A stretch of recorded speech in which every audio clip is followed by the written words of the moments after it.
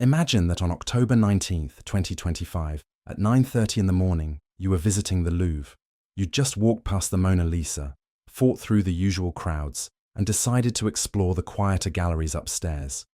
Maybe you wandered into the Galerie d'Apollon, the Apollo Gallery, where France's crown jewels sit behind bulletproof glass under chandeliers that have witnessed centuries of history. You're admiring a tiara dripping with diamonds when you hear it, the grinding shriek of power tools cutting through glass. Alarms start blaring, people are shouting, security guards are running. And through the windows overlooking the Seine, you see something impossible. Two men in construction vests descending on a cherry picker, carrying bags that catch the light like they're full of stars. 7 minutes. That's how long the heist took. 7 minutes to steal $102 million in jewels from one of the most famous museums in the world. But here's what security footage showed later. They weren't supposed to drop the crown. You can see it clearly. One of them fumbles during the escape, and Empress Eugenie's crown bounces across the Louvre courtyard. 1,400 diamonds and 56 emeralds scattering like impossible confetti. They grabbed what they could and kept running. The other pieces? Gone. The emerald necklace Napoleon gave his 18-year-old Austrian bride, the one who'd called him the Antichrist in her letters. The pearl and diamond tiaras the last French empress wore while her empire collapsed around her. 8 pieces of jewelry that had survived revolutions, wars, and the fall of 2 empires, stolen in 7 minutes by 4 men on motorcycles who knew exactly what they were taking. Tonight, we're not just talking about a heist. We're talking about the empresses who wore these jewels, women who lost everything except their names in history. And we're talking about why these particular jewels mattered so much that someone planned a daylight robbery at the Louvre to steal them. If you enjoy these journeys through history, please subscribe and let me know where you're listening from tonight. Now let's talk about the bride who hated Napoleon, the empress who lost an empire, and the jewels that connected them both. In early 1810, Napoleon Bonaparte had a problem. He was Emperor of France, master of most of Europe, arguably the most powerful man on the continent, but he was 40 years old with no legitimate heir, and his wife Josephine, beloved, beautiful Josephine, couldn't give him children. So he divorced her. And then he went shopping for a new wife, the way most people shop for a car.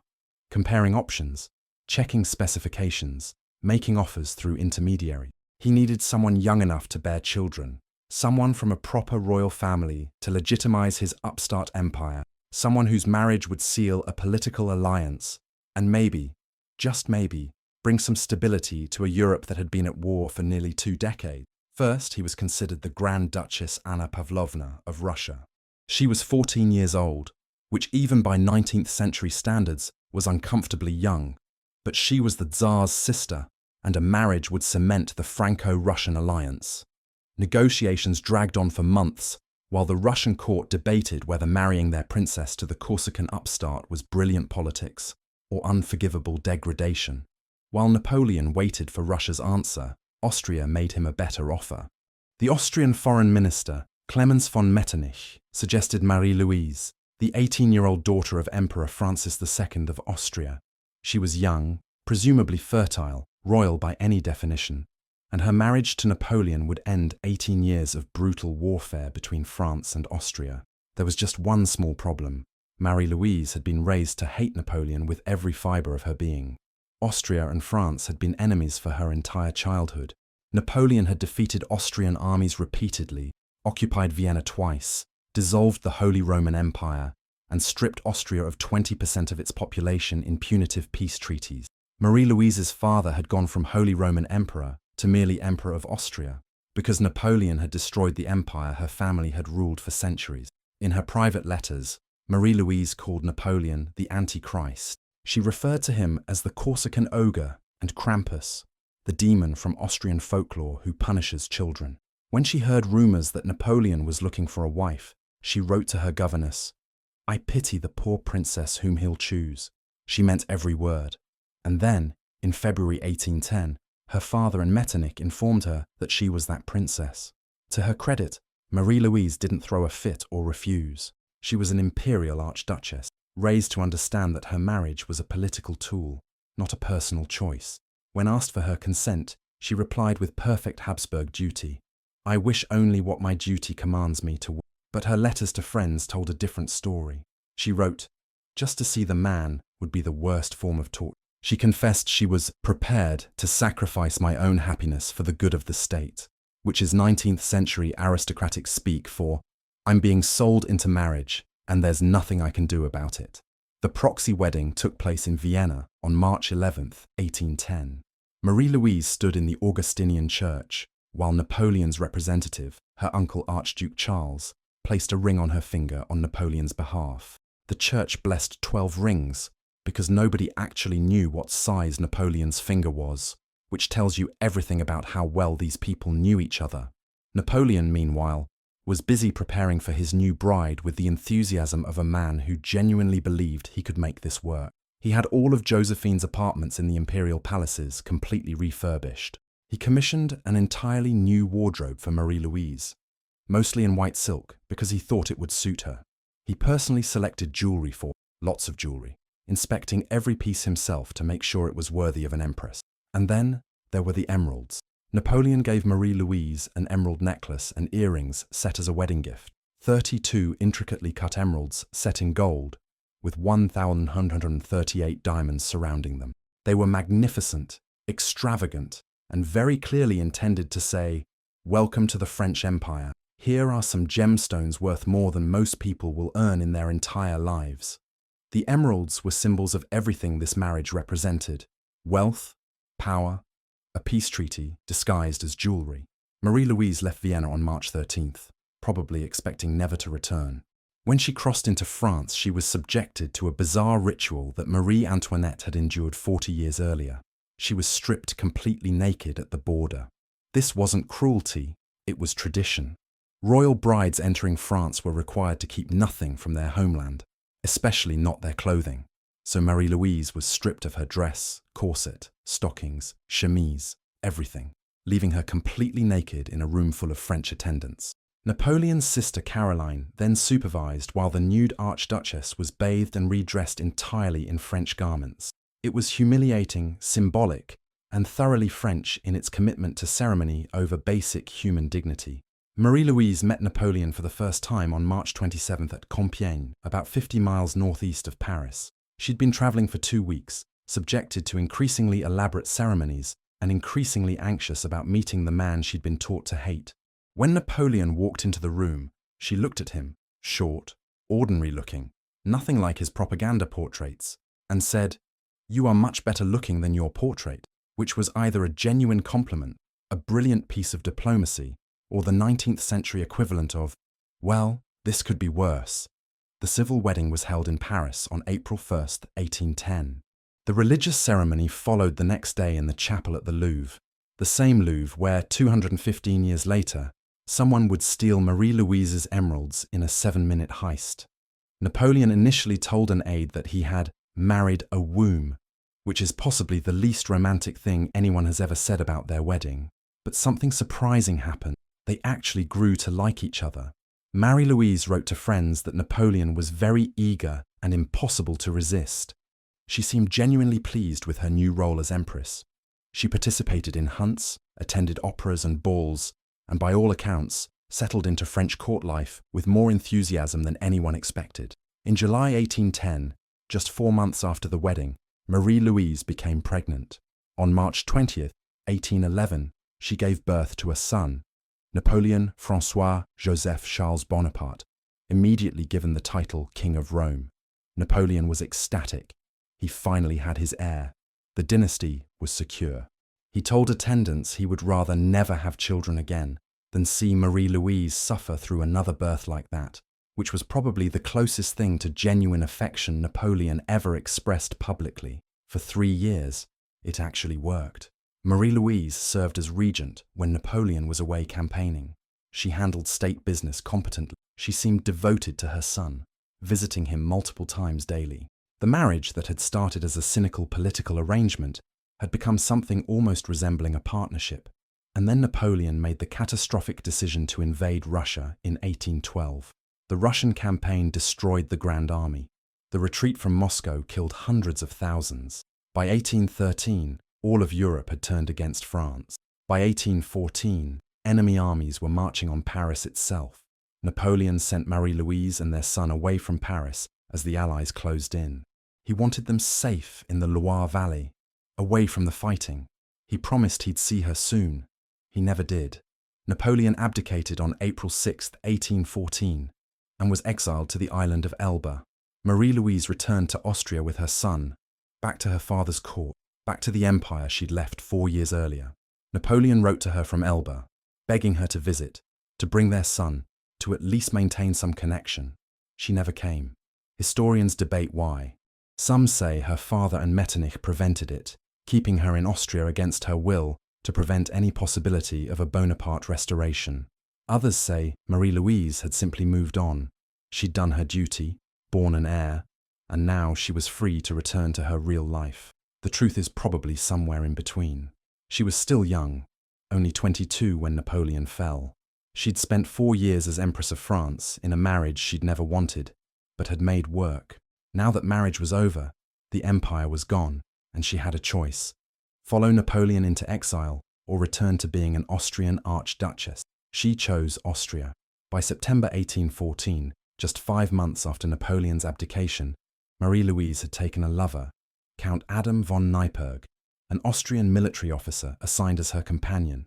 She would eventually have 2 children with him and marry him after Napoleon died. Napoleon, alone in Elba, must have realized that his bride, the one he'd chosen for political reasons, the one who'd surprised him by being genuinely affectionate, was never coming back. He escaped Elba in March 1815 for the 100 Days, his last desperate attempt to reclaim France. Marie-Louise remained in Austria, showing no interest whatsoever in his success. When he was finally defeated at Waterloo and exiled to St. Helena, she was already pregnant with Neipperg's child. Napoleon died in St. Helena in 1821. Marie-Louise was 30 years old, the Duchess of Parma, married to Neipperg with 2 children and apparently content. She lived another 26 years, ruling Parma competently and remarrying again after Neipperg died. She died in 1847 at age 56 and was buried in Vienna with the Habsburgs, not with Napoleon in Paris. Her emeralds, the wedding gift from the emperor who destroyed her childhood but briefly became her husband, passed into the French state collection. They survived revolutions, wars, and the collapse of the empire Napoleon had built, until October 19, 2025, when someone decided they were worth stealing. If Marie-Louise was the reluctant empress who did her duty and escaped, Eugenie de Montijo was the opposite, a woman who fought to become empress, ruled for 17 years, and lost absolutely everything. Eugenie was born in 1826 in Granada, Spain, during an earthquake. Her mother later claimed this was a sign. A child born during upheaval was destined for dramatic life. If so, the prophecy was accurate. She was born Maria Eugenia Ignacia Agustina de Palafox y Kirkpatrick, a Spanish noblewoman with partial Scottish ancestry on her mother's side. Her father had fought for the French during the Napoleonic Wars, which made him an afrancesado, a French sympathizer, and deeply unpopular in Spain. The family spent much of Eugenie's childhood in exile in Paris, moving between Spain, France, and England, depending on political circumstances. Eugenie grew up beautiful, educated, fluent in multiple languages, and acutely aware that her family's fortune and reputation had declined significantly. She needed to marry well, but she was too proud to marry just anyone. In 1849, she met Louis Napoleon Bonaparte, Napoleon's nephew, who was then president of the French Second Republic. He was 41, she was 23. He was smitten. She was interested but strategic. Louis Napoleon staged a coup in 1851 and declared himself Emperor Napoleon III in 1852. Suddenly, Eugenie's casual flirtation with the president had become a potential path to becoming Empress of France. Napoleon III's family was absolutely horrified by his interest in Eugenie. She wasn't royal. She wasn't even particularly wealthy anymore. She was Spanish, which meant foreign and Catholic, which meant potentially problematic for France's complex relationship with the papacy.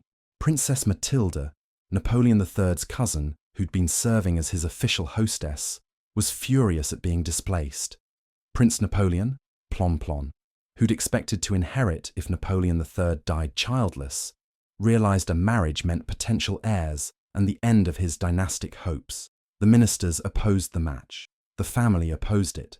High society whispered that Eugenie was an adventuress An upstart, someone taking advantage of the emperor's infatuation to elevate herself beyond her station.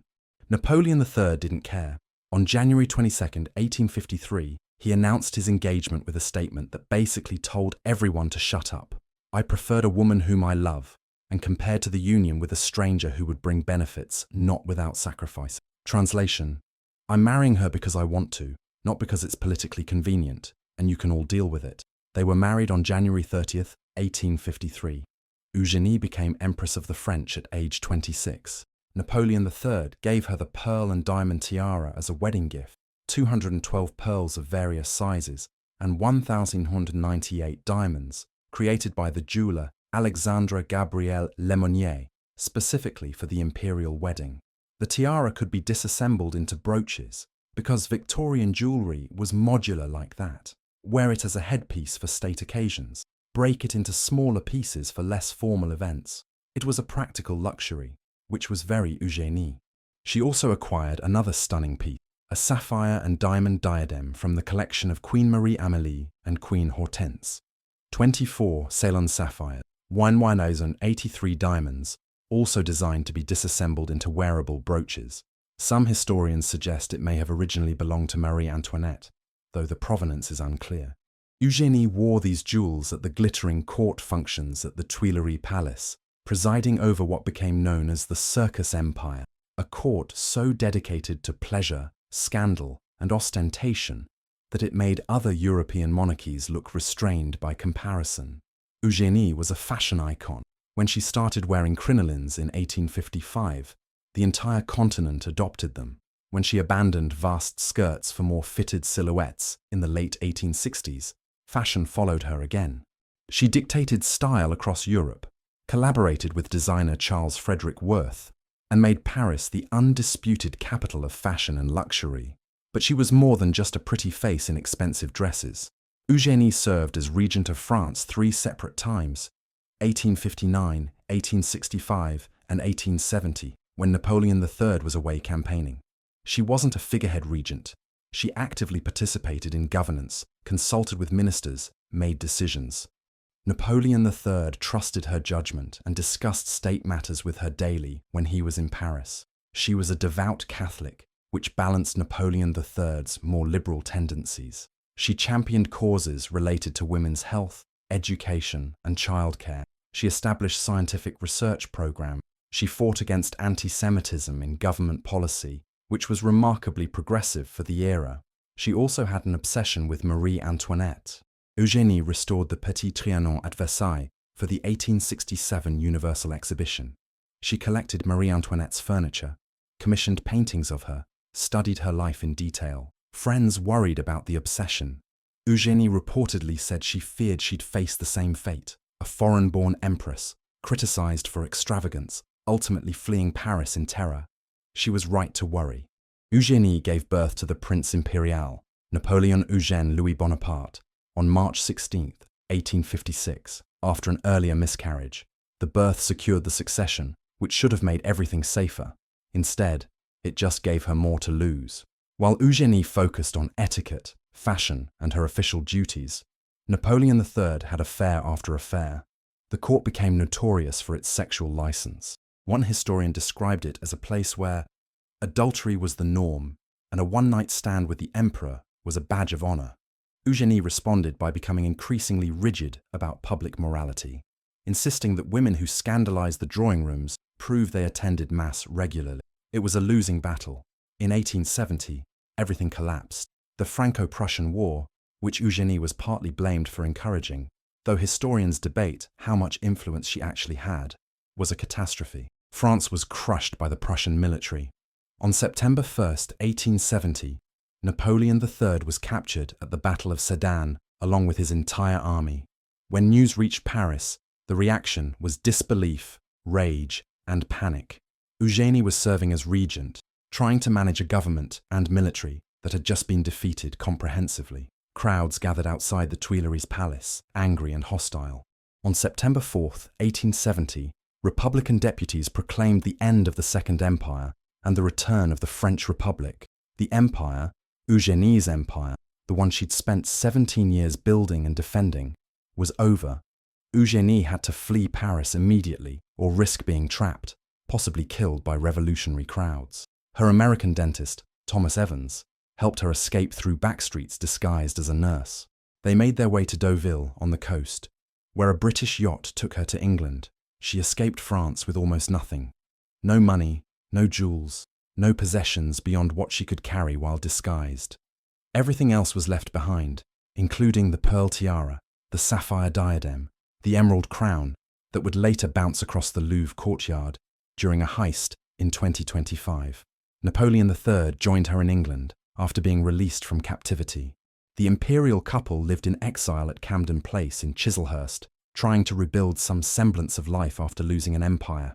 Napoleon III died in 1873 at age 64, following a failed surgery. Eugenie was 46, widowed in exile, and still mourning the loss of everything she'd built. And then, in 1879, came the final, devastating blow. Her son, the Prince Imperial, had joined the British Army and volunteered to serve in the Zulu War in South Africa. Eugenie had encouraged him to go, thinking military service would help restore Bonaparte prestige and prepare him for a possible restoration in France. On June 3, 1879, the Prince Imperial was killed by Zulu warriors during a patrol. He was 23 years old. Eugenie outlived both her husband and her son. She would live another 41 years, decades spent in exile, mourning, and working futilely for a Bonapartist restoration that never came. She spent time in England, Spain, and southern France. She built a monument to the Prince Imperial in England. She established charitable foundations. She met with old friends, including Queen Victoria, who'd become genuinely close to her during the years of exile. But mostly, she just survived. In 1920, Eugenie died in Madrid at age 94. She'd outlived Napoleon III by 47 years and outlived her son by 41 years. She was the last person alive who remembered the glory days of the Second Empire, the last link to a France that no longer existed. Her jewels, the pearl tiara from her wedding, the sapphire diadem, the emerald crown she'd worn at state occasions, had long since been donated to French museums. They became part of the crown jewels collection, symbols of an empire that had lasted barely 2 decades, but had burned so brightly that its memory never quite faded. Those jewels sat in the Louvre's Apollo Gallery for over a century. Tourists admired them, scholars studied their provenance, security guards watched over them, and on October 19, 2025, someone decided they belonged somewhere else. Hortense de Beauharnais was born in 1783, the daughter of Josephine and her first husband, Alexandre de Beauharnais. Her childhood was genuinely traumatic in ways that would shape everything that came after. Her father was guillotined during the Terror in 1794. Her mother was imprisoned and scheduled for execution. 11-year-old Hortense and her brother Eugene were left orphaned, penniless, and literally turned out into the streets of revolutionary Paris while their mother waited to die. Josephine survived only because Robespierre fell before her execution date arrived. She emerged from prison to rebuild her life in a France that had changed beyond recognition. In 1796, she married an ambitious young general named Napoleon Bonaparte, who adopted Hortense and Eugene as his stepchildren. Suddenly, Hortense went from street orphan to stepdaughter of France's rising military star. She was enrolled in Madame Campin's exclusive boarding school, the same school where years later she would befriend the American president's daughter and give her portraits as keepsakes. Hortense was talented, beautiful, and accomplished. She composed music. Her march, Partons pour la Syrie, became a rallying song for Napoleon's troops and later a Bonapartist anthem. She painted, played piano, excelled at billiards, and became one of the ornaments of Napoleon's court after he became first consul in 1799. She should have been free to marry for love, or at least for her own choice. Instead, in 1802, Napoleon decided she would marry his brother Louis Bonaparte. Hortense was 18. She didn't want to marry Louis. Louis didn't want to marry Hortense. He was in love with Hortense's cousin Emily and made no secret of it. But Josephine desperately wanted this marriage to happen, hoping that if Hortense and Louis had children, Napoleon might accept them as his heirs since his own marriage to Josephine remained childless. So Hortense and Louis were married on January 4, 1802, in a ceremony performed by a papal legate neither of them wanting it, both of them doing their duty to the Bonaparte family.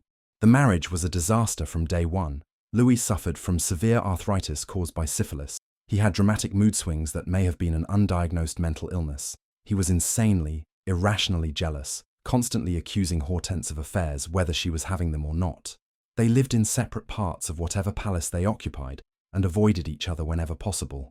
Hortense later wrote that she felt like a prisoner in her own marriage, which she was.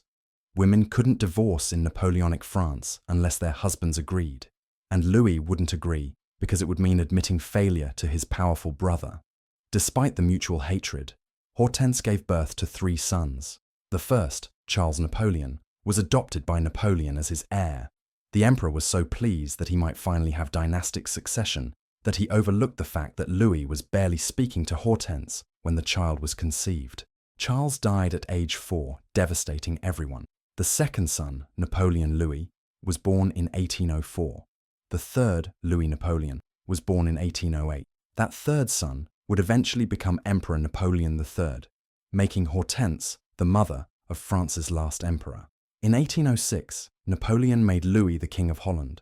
Hortense became Queen of Holland at age 23, forced to move to The Hague with a husband she hated to rule over a country she'd never wanted to see.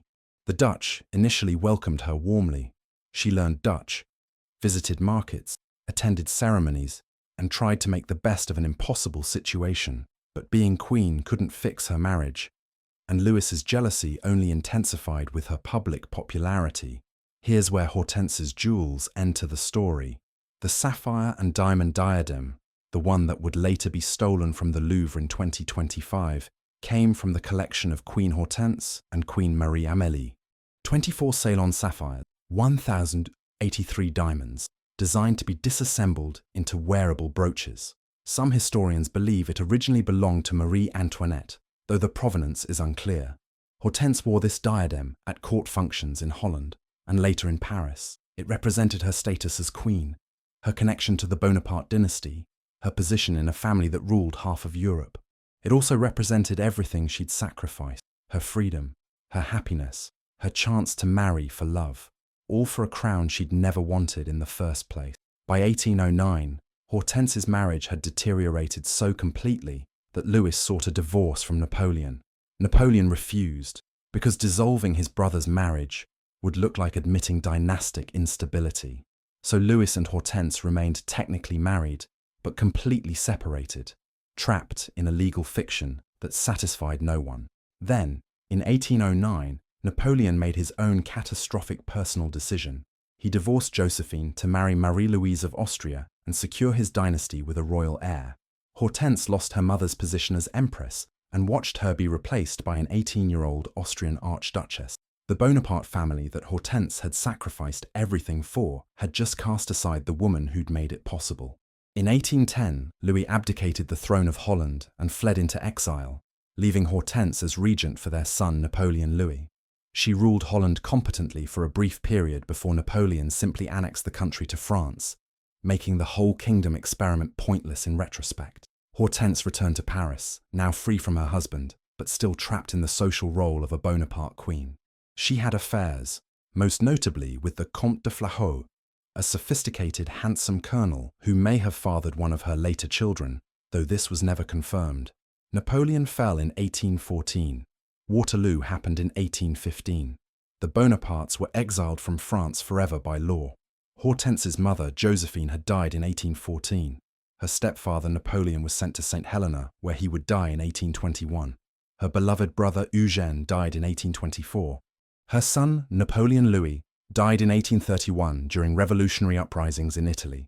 Everyone she loved, everyone who'd shaped her life, died or disappeared. She was left with one surviving son, Louis Napoleon, and a fierce determination to prepare him to restore the empire his uncle had built. Hortense lived in exile in Switzerland, in a chateau called Arenenberg that she purchased in 1817. She spent 20 years there, hosting visitors, composing music, painting, and most importantly, educating her son about his destiny. She never let Louis Napoleon forget that he was a Bonaparte, that he had a duty to the empire, that someday, somehow, France would call for the restoration of Napoleon's dynasty, and he needed to be ready. She told him stories about Napoleon's glory, about the First Empire's magnificence, about what France had been and could be again. She taught him that exile was temporary, that defeat was not final, that the name Bonaparte still meant something in France, even if the family was legally banned from setting foot there. Hortense died of uterine cancer in 1837, at age 54, in her Swiss exile, buried next to her mother Josephine in Rueil-Malmaison. She never saw France again. She never saw her son become emperor. But 15 years after her death in 1852, Louis Napoleon staged a coup and declared himself Emperor Napoleon III, just as his mother had always believed he would. Everything Hortense had dreamed, planned, and prepared for came true, though she died before seeing it. When Napoleon III became emperor, he didn't forget his mother. He honored her memory, kept her portrait in his private apartments, and made sure her jewels, including that sapphire diadem, became part of the crown jewels collection. Those jewels passed to his wife, Empress Eugenie, who wore them at the same kinds of glittering court functions where Hortense had worn them decades earlier. Different empire, different empress, same jewels connecting them across time. Hortense's sapphire diadem survived Napoleon III's fall, just as it had survived Napoleon I's fall. It sat in the Louvre's Apollo Gallery for over a century, representing 3 empires, 3 generations of Bonapartes, and the women who'd worn it. Until October 19, 2025, when someone decided it was worth more as scattered gemstones than as a piece of history connecting Josephine's daughter to Napoleon III's wife across 2 fallen empires. The Louvre heist wasn't spontaneous. The thieves knew exactly what they were doing, where they were going, and how to get out fast. 4 men on motorcycles arrived at the Louvre's Seine-facing entrance just after 9:30 a.m. on Sunday morning, October 19, 2025. The museum had been open for 30 minutes. Tourists were streaming in. Nobody paid attention to the truck with the cherry picker, those mechanical lifts used to move furniture into upper-floor apartments, parked on the street.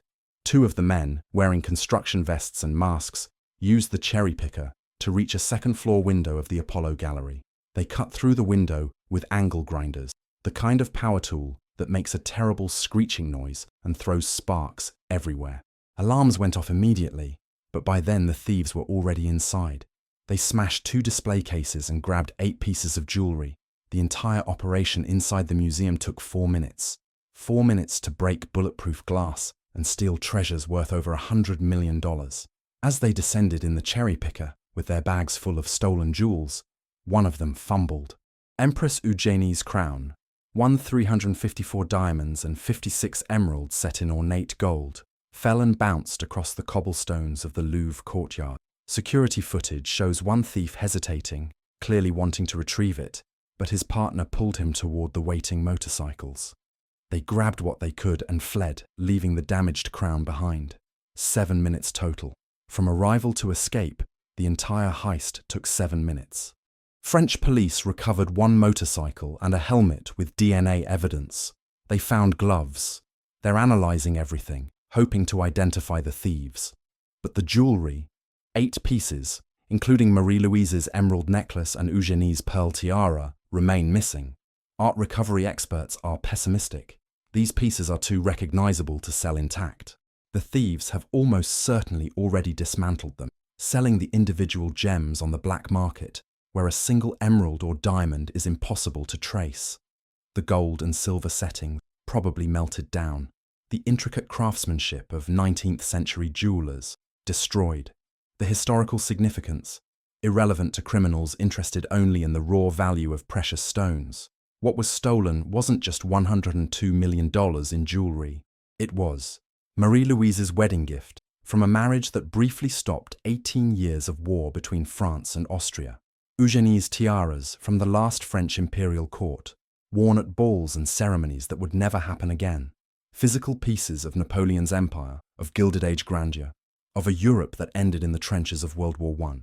These jewels survived the fall of 2 empires, revolutions, the Franco-Prussian War, 2 world wars, the Nazi occupation of Paris, and over a century of social upheaval that transformed France from monarchy to empire to republic. They survived everything except 7 minutes on a Sunday morning in October 2025. The women who wore them are long dead.